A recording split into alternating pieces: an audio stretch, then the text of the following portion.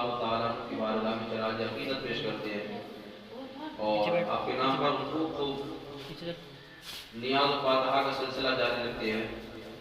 دعا الہ العالمین ہمیں سرکار کریم صلی اللہ تعالیٰ علیہ وسلم کے صدقے میں اس مہینے میں بھی خوب غوث اعظم کے نام پر خرچ کرنے کی توفیق عطا فرمائے اور اس کے حلال میں سے خرچ کرنے کی توفیق عطا فرمائے۔ غوث اعظم کے تعلیمات و نظریات پر عمل کی توفیق عطا فرمائے اور تمام فرق باطلہ سے بچ کر اہل سنت پر استقامت عطا فرمائے۔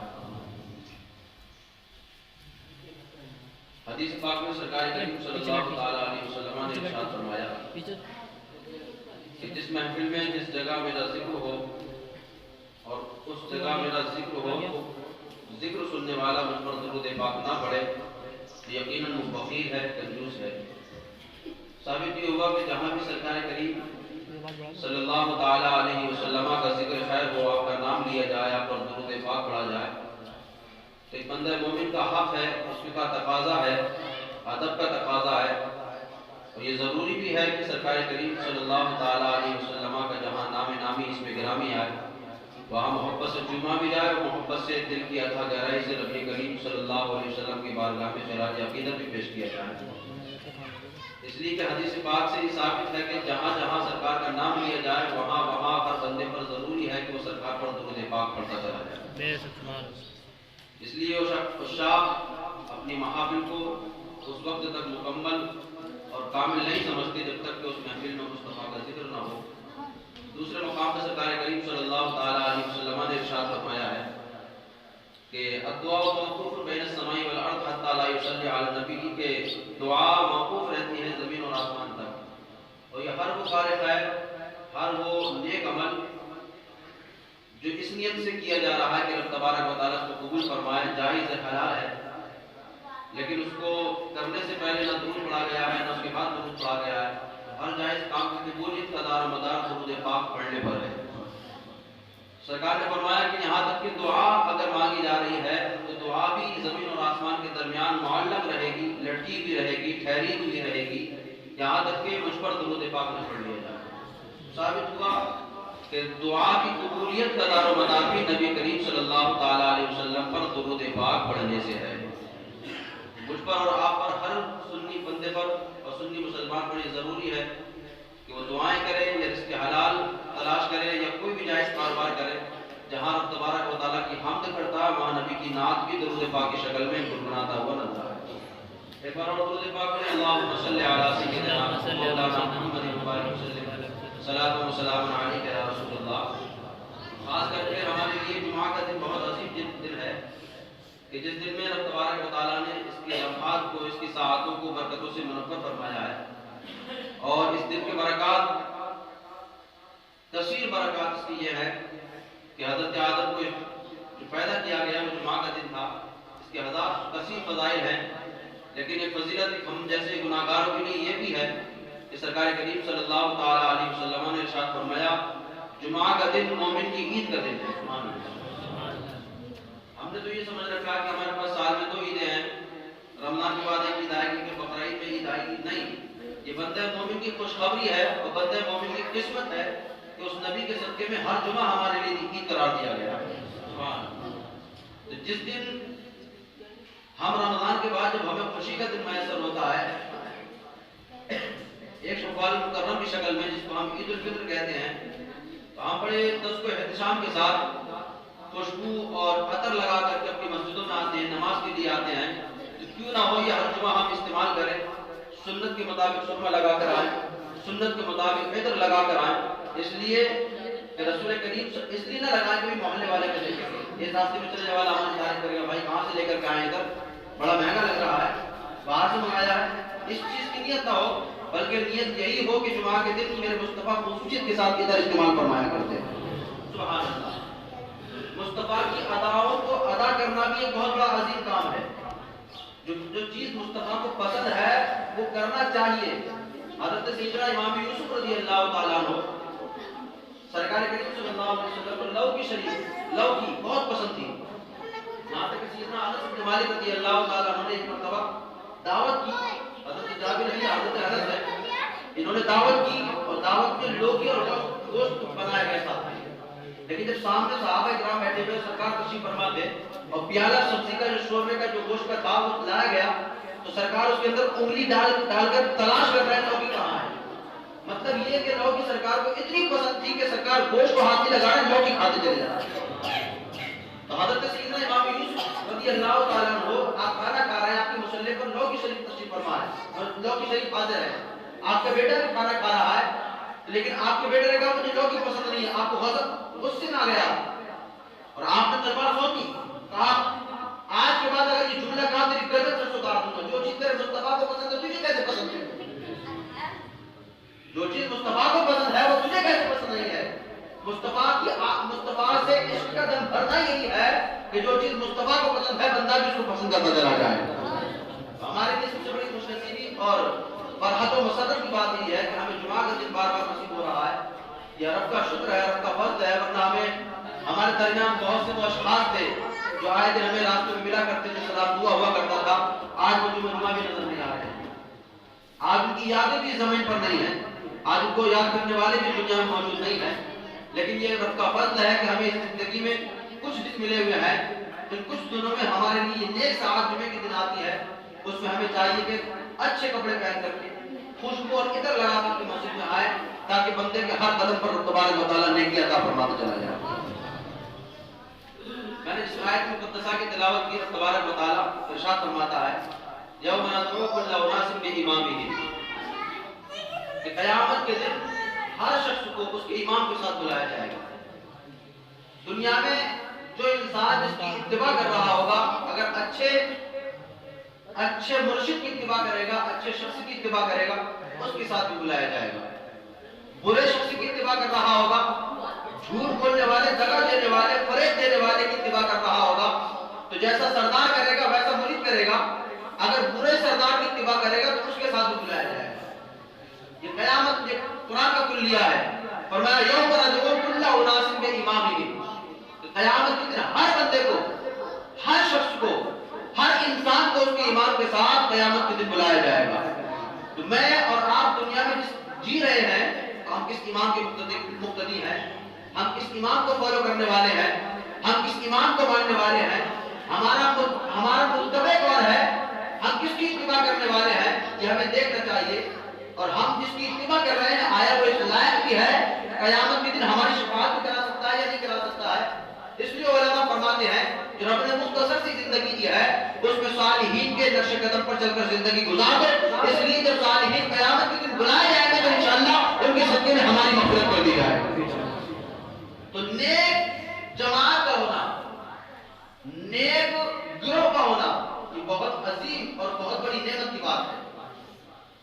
सोहबत का असर होता है, बंदा बुरी सोहबत में बैठेगा जहन बदलेगा, बुरी सोहबत में बैठेगा नेकियां करने से दूर रहेगा, बुरी सोहबत में बैठेगा आज झूठ नहीं बोलना था कल झूठ बोलना सीख जाएगा, बुरी सोहबत में बैठेगा उसको पता ही नहीं कि फरेब किसे कहते हैं, धोखाबाजी किसे कहते हैं, धोखाधड़ी किसे कहते हैं। लेकिन बुरी सोहबत का असर ये होगा कि आज नहीं तो कल धोखा देना भी सीख जाएगा। बुरी सोहबत का ये असर होगा कि माल हड़पना वो सीख जाएगा, उसे पता ही नहीं था माल डालना किसे कहते हैं, चोरी करना किसे कहते हैं। लेकिन बुरी सोहबत का असर ये होगा कि आज वो चोरी नहीं कर रहा था, चल वो चोरी भी करना सीख जाएगा। इसलिए अच्छी सोहबत दुनिया में भी जरूरी है। अगर दुनिया में अच्छी सोहबत मिलेगी तो वो अच्छी सोहबत ये काम करेगी। अगर इत्तिबा करने वाला अच्छा नहीं होगा, लेकिन जिसकी इत्तिबा की जा रही है वो अच्छा है, तो क़यामत के दिन उसके सत्य में बदल गया। इसलिए कुरान मजीद में इसकी जो है इरशादात मौजूद है, आयत करीमा मौजूद है। और दूसरी जो आयत मैंने पढ़ी है, अल्लाह रब्बुल इज्जत इरशाद फरमा रहा है अकीमुस सलात व आतुज़ ज़कात वरकऊ मअर राकिईन। हज़रत सैयदना अब्दुल्लाह इब्न अब्बास रज़ियल्लाहु तआला अन्हु पहली वाली आयत में फरमाते हैं कि दुनिया में है आप, तो क़यामत के दिन आपको बुलाया जाएगा आपके उस पीर और उस मुर्शिद और उस मुत्तबे के साथ जिसकी आप दुनिया में इत्तिबा करते थे। तो उलमा ने इसकी तशरीह की है कि आप दुनिया में अच्छे इमाम, अच्छे मुत्तबे को देखें, अच्छे मुर्शिद को देखें। इसलिए सालिहीन, अगर यहाँ पर आप किसी सालिहीन के नक्श कदम पर चलेंगे तो इस सालिहीन की सोहबत ही आपको वहां कामयाबी की राह दिखाती नजर आएगी। दूसरे मकाम पर तबारक व तआला ने इरशाद फरमाया अकीमुस सलाता व आतुज़ ज़कात वरकऊ मअर राकिईन, नमाज कायम करो, ज़कात दो और रुकू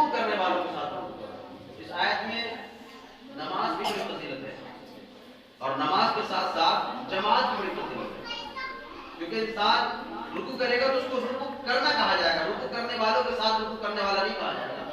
اس لیے قرآن مجید میں فرمایا وَارْكَعُوا مَعَ الرَّاكِعِينَ، رکوع کرنے والوں کے ساتھ رکوع کرو. مطلب کہ جب امام رکوع کر رہا ہے، امام سجدہ کر رہا ہے، امام نماز پڑھا رہا ہو تو امام کے ساتھ نماز پڑھو، طرح نماز پڑھو. حدیث پاک میں جناب سیدنا عمر رضی اللہ تعالیٰ عنہ سے دیگر صحابہ سے موجود ہے، روایت مروی ہے، فرماتے ہیں تنہا نماز پڑھنا، جماعت کے ساتھ نماز پڑھنا، تنہا نماز پڑھنے سے، تنہا نماز پڑھنا، جماعت کے ساتھ نماز پڑھنا 70 گنا افضل ہے تنہا نماز پڑھنے سے. مطلب یہ نکلا کہ آپ تنہا نماز پڑھیں گے تو آپ کو اسی نماز کا ثواب دیا جائے گا جس نے آپ نے پڑھی ہے. ظہر آپ نے کی، آپ کو ظہر کا ثواب دے دیا گیا. عصر آپ نے پڑھی، آپ کو عصر کا ثواب دے دیا گیا. لیکن جب آپ امام کے ساتھ پڑھیں گے، امام کی مائیت میں پڑھیں گے، امام کے ساتھ رکوع کرنے والے بنیں گے، امام کے ساتھ سجدہ کرنے والے بنیں گے، تو حدیث پاک کے مطابق سرکار کریم صلی اللہ علیہ وسلم فرماتے ہیں کہ جو امام کے ساتھ نماز پڑھے گا اس کو اکیلے پڑھنے والے کے مقابلے میں 70 نمازوں کے برابر ثواب دیا جائے گا. مطلب یہ دیکھنا کہ امام کے ساتھ پڑھنے میں ایک نماز پڑھ رہے ہیں، ثواب ظہر کی نماز پڑھ رہے ہیں، لیکن اس ظہر کی نماز کا ثواب 70 گنا بڑھا کر کے دیا جا رہا ہے، 70 گنا بڑھا کر کے دیا جا رہا ہے. حضرت عثمان غنی رضی اللہ تعالیٰ عنہ کے غلام ہیں محضر، وہ کہتے ہیں رسول کریم صلی اللہ علیہ وسلم نے ارشاد فرمایا، اسی طریقے کی روایت آتی وہ بھی کہ نماز پڑھنا، طرح نماز پڑھنا، جماعت کے ساتھ نماز جو ہے جماعت کے ساتھ نماز پڑھنا طرح نماز پڑھنے سے 70 گنا افضل ثواب ہوگا. جو میں اب آگے بات کرنے جا رہا ہوں بڑی قیمتی باتیں ہیں، اور اس کو میں بھی کسی کا مقتدی ہوں، میرے محلے میں بھی کوئی مسجد ہے، آپ بھی کسی کے مقتدی ہیں، کبھی بنیں گے بھی، کہیں اور جا کے بھی نماز پڑھیں گے، کہیں اور کسی کے امام کے پیچھے پڑھیں گے. تو ہمارے لیے ایک مرحلہ ہمارے سامنے امام کا آتا ہے. میں پڑھ رہا تھا تاریخ کے اوراق میں اس کالے واقعے کو بھی نقل کیا گیا ہے. ایک صحابی رسول ہے حضرت سعد بن ابی وقاص رضی اللہ تعالیٰ عنہ، یہ وہ صحابی ہے جس کی تاریخ قرآن مجید میں اللہ تعالیٰ فرما رہا ہے. یہ وہ صحابی ہے جو پہلے اسلام لانے والے صحابہ میں سے نام ہے، اور یہ وہ صحابی ہے جن کو جیتے جی دنیا میں ہی میرے مصطفیٰ نے جنت کی بشارت عطا فرمائی. یہ وہ صحابی ہے جن کو سرکار جنگ کے دوران لشکر کا گورنر بنا کر بھیجا کرتے تھے. یہ وہ صحابی ہیں جنہوں نے کئی ساری فتوحات کی ہے، کئی سارے جنگوں کو فتح کیا ہے. یہ وہ صحابی ہے جو صحابہ کے موت کا صحابی ہے، صحابہ کی تعریف کر رہے ہیں. یہ وہ صحابی ہے جنہوں نے مصطفیٰ کے پیچھے نماز ادا کی ہے. یہ وہ صحابی ہے جو مصطفیٰ کے پاس بیٹھ کر کے تعلیم قرآن لے رہے ہیں. یہی وہ صحابی ہے جب یہ امارت کوفہ سنبھالتے ہیں، امارت کوفہ جب کوفہ کا کو گورنر بنایا گیا، آپ بھی مسلح پر آگے کھڑے ہوئے اور آپ نے نماز پڑھانا شروع کری. آپ کے پیچھے ہوئے چلے کے لوگ ایسے لگ گئے جو خرافات کرنے لگے، جس میں کسی کو آپ اللہ خدا کو حاضر بناتے ہیں، جس کو کسی کو آپ کسی پر لے جانا ہے، بلکہ ترکیبی پیغام ہے، اصلاحی پیغام ہے. میں اس کو جو بیان کر رہا ہوں کیونکہ ایک صحابی کے پیچھے جب خرافات ہو سکتی ہے تو میں یا دیگر علماء جن کو مساجد سے نکالا جا رہا ہے، فتنے پھیلائے جا رہے ہیں، ان کے پیچھے کیوں خرافات ہو سکتی ہیں اور ان کو کیوں برا نہیں کہا جا سکتا. صحابی کو معاذ اللہ رب العالمین یہ نشانہ بنایا گیا ہے کہ ان کی نماز صحیح نہیں ہے، ان کا یہ صحیح نہیں ہے، جہاد میں سستی کرتے ہیں، ان کو جو ہے نماز پڑھانا نہیں آتی ہے. تو میں کس چیز کو منی ہوں؟ میرے پاس کیا علم ہے؟ میرے پاس شہرت کیا فضیلت ہے؟ میرے پاس کچھ نہیں ہے. میں تو بس ان صحابہ کے قدموں کی دھول کے برابر نہیں ہوں. بس یہی سب کا بہت ہے کہ مصطفیٰ کے صدقے میں رب نے نمازوں میں لگایا ہوا ہے. یہ ہمارے لیے بڑی فضیلت کی بات ہے. مصطفیٰ ہی کا صدقہ ہے کہ آج میں کلمہ پڑھنے والا مسلمان ہوں، آپ کلمہ پڑھنے والے مسلمان ہیں. جب حضرت سیدنا سعد بن ابی وقاص رضی اللہ تعالیٰ عنہ کوفہ کے گورنر بنے، امیر بنے، تو وقت ایسا گزرتا گیا کہ آپ کو مصلی امامت بھی سنبھالنا پڑا. آپ نمازوں کے مصلی کے امام بنے. امام بننے کے بعد آپ امام بنے تو چند ہی وقت گزرا تھا کہ چند ایک لوگ فتنہ پھیلانے لگے. کوفہ سے پرچی لکھی گئی. اس وقت مدینے میں حضرت عمر بن خطاب رضی اللہ تعالیٰ عنہ گورنر تھے، خلیفہ تھے. آپ کے پاس پرچی لکھی گئی کہ سعد بن ابی وقاص کی نماز صحیح نہیں ہے، سعد بن ابی وقاص جو ہے نماز میں سستی کرتا ہے. کون کہہ رہا ہے یہ؟ جس کی خود نماز کو پتہ نہیں. کس کے بارے میں کہہ رہا ہے؟ جس کو مصطفیٰ نے جنت کا ٹکٹ دے دیا ہے. کس کے بارے میں کہہ رہا ہے؟ جو مصطفیٰ کے پاس بیٹھ کر کے قرآن کی تعلیم دے رہا تھا. کس کے پاس کس سے کہہ رہا ہے؟ اس کے لیے کہہ رہا ہے جس نے مصطفیٰ کے پیچھے نمازیں پڑھی ہوئی ہیں. اس کے لیے کہہ رہا ہے جس نے مصطفیٰ کو مصطفیٰ نے جس کو جنگ کا امیر بنایا ہوا ہے، جس کے ہاتھ پر فتوحات ہے، اسلام کا بھاری حصہ آپ کے ہاتھ پر فتح ہوا ہے، اس کے لیے کہہ رہا ہے کہ سعد بن ابی وقاص کی جو ہے نماز صحیح نہیں ہے، سعد بن ابی وقاص جہاد میں سستی کرتا ہے۔ پر جب حضرت عمر بن خطاب رضی اللہ تعالیٰ عنہ کے پاس پہنچی اور آپ نے اس کو پڑھا تو دو صحابی کو، حضرت محمد بن سلمہ اور عبداللہ بن ارقم رضی اللہ تعالیٰ عنہ کو جو ہے خبر کی جستجو میں بھیجا۔ خبر کہاں سے گئی؟ کوفہ سے۔ کہاں گئی؟ مدینہ۔ توجہ دیجیے گا، اور آگے جو آ رہا ہے باتیں وہ میرے لیے اور آپ سب کے لیے بڑی بہترین باتیں ہیں، نصیحت کی باتیں ہیں، کاش ہم اس پر عمل کریں تاکہ ہماری زندگی میں سدھر جائے۔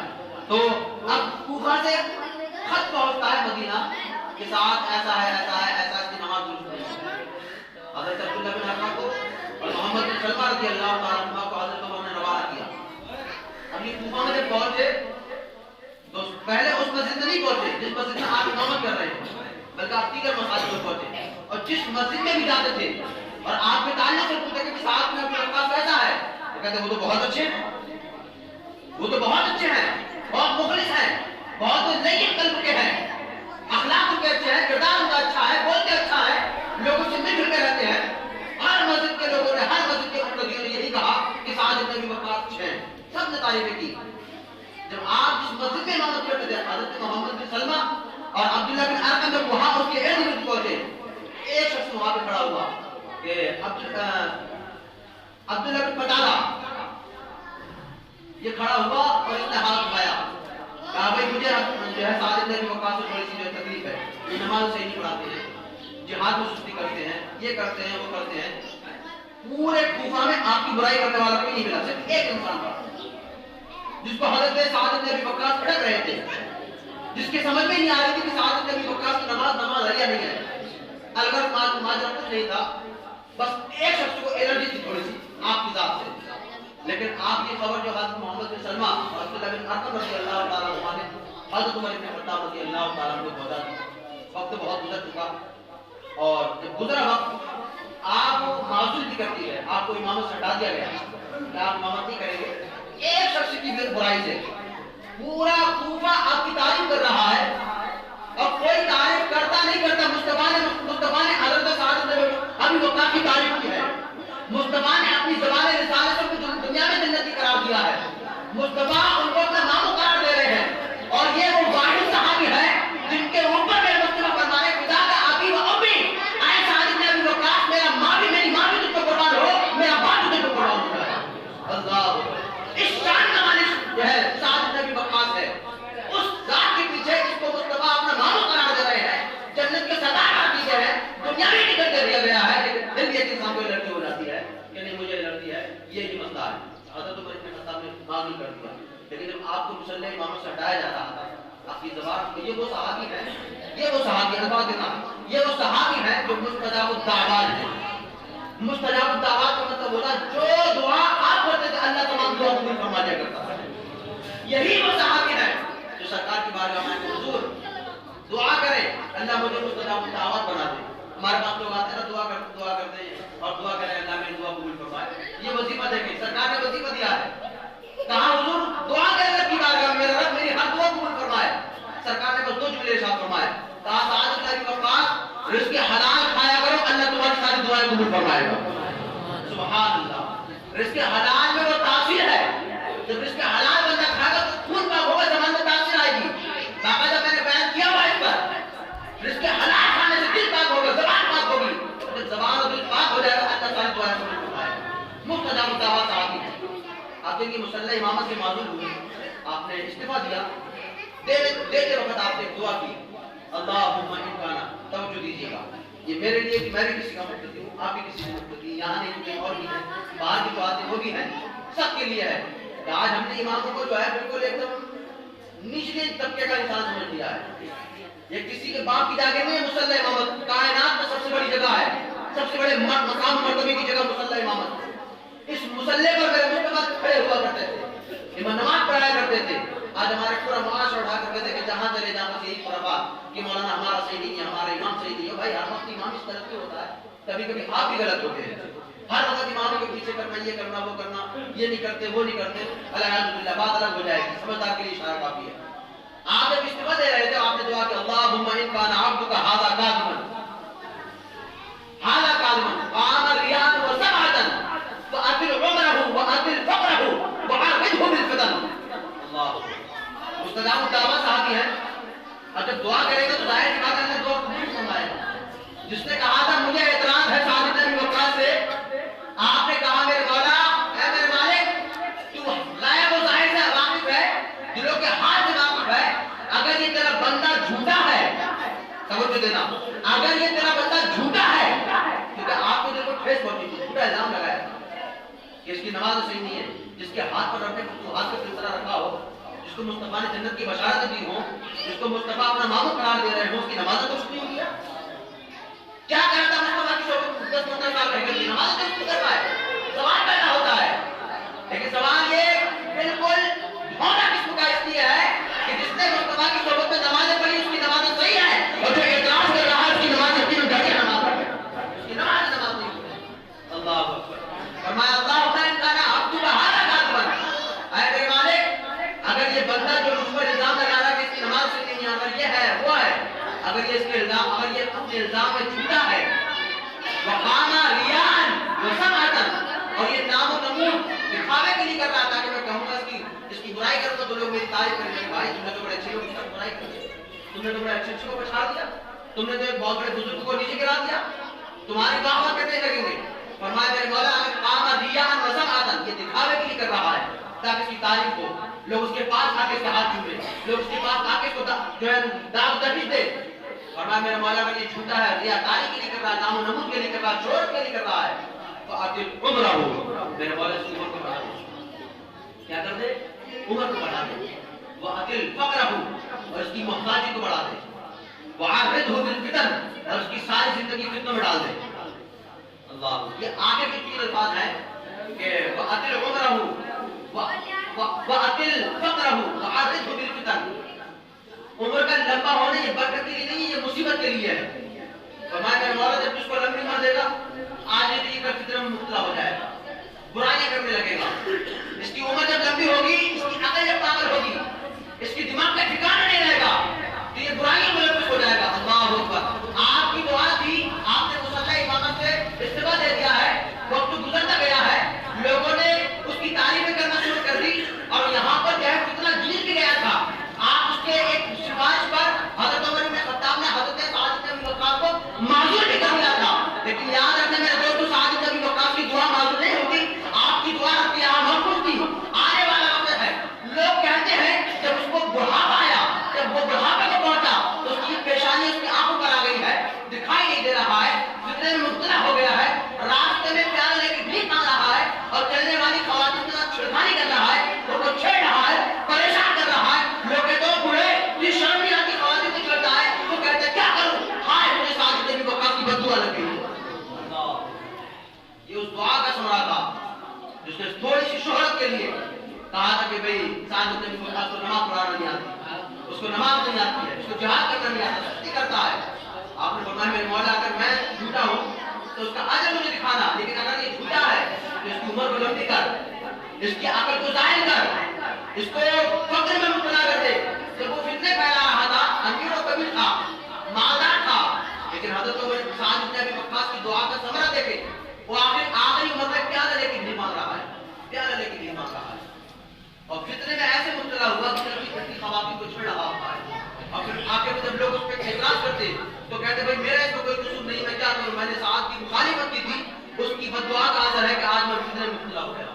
اس بات سے بھی اشارہ ملتا ہے کہ ہر امام کی طرح مستجاب الدعوات نہیں ہوتا کہ اس کی اللہ ہر دعا قبول فرمائے، لیکن ہاں ٹوٹے ہوئے دل کی اللہ ضرور دعا قبول فرماتا ہے۔